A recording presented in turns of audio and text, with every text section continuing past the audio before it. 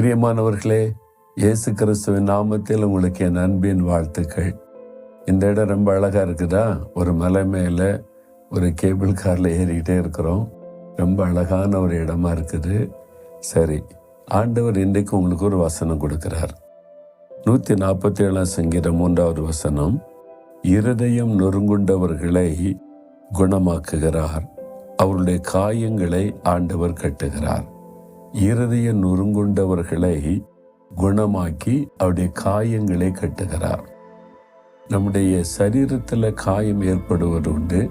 வியாதி ஏற்பட்டு சுகமாக்குகிற ஒரு காரியம் நடைபெறுகிறது.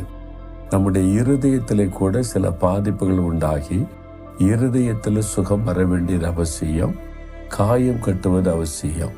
சிலருடைய இருதய நொறுங்குண்டு காயப்பட்டு இருக்கும். யாரோ ஒருவர் சொன்ன வார்த்தையினால உங்களுடைய இருதயம் காயப்பட்டு இருக்கிறது. ஏதோ ஒரு சம்பவம் உங்களை பாதித்ததுனால இருதயம் காயப்பட்டு உள்ளத்துக்குள்ள ஒரு வேதனை. இது வெளியில தெரியாது, இருதயத்துக்குள்ள அந்த காயம் இருக்கும்.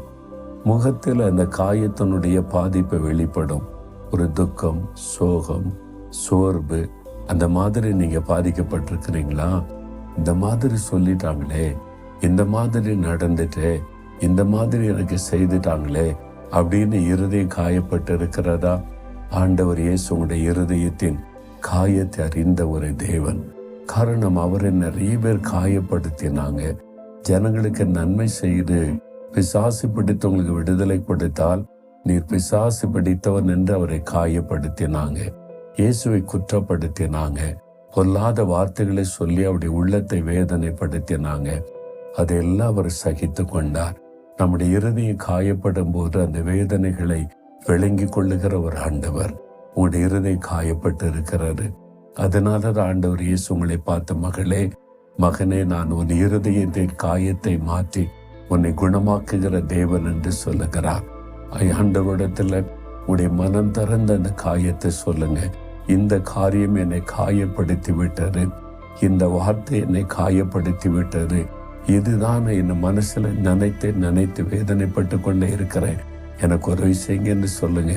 இன்றைக்கு அந்த காயத்தை மாற்றி அவர் ஆறுதல் படுத்தி குணமாக்கி உங்களுடைய வேதனைகளை நீக்கி சந்தோஷப்படுத்துவார்.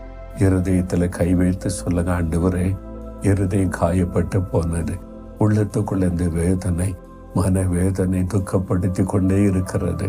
கல்வாரி சிலுவையில் இந்த காயங்களை ஏற்றுக்கொண்டீரே, என்னை குணமாக்கும் என்று ஜெபிக்கிற இந்த மகன், இந்த மகளுடைய இருதயத்தை நீர் காயங்களை மாற்றி குணமாக்கி ஆறுதல் படுத்தி தாங்கி நடத்தும்.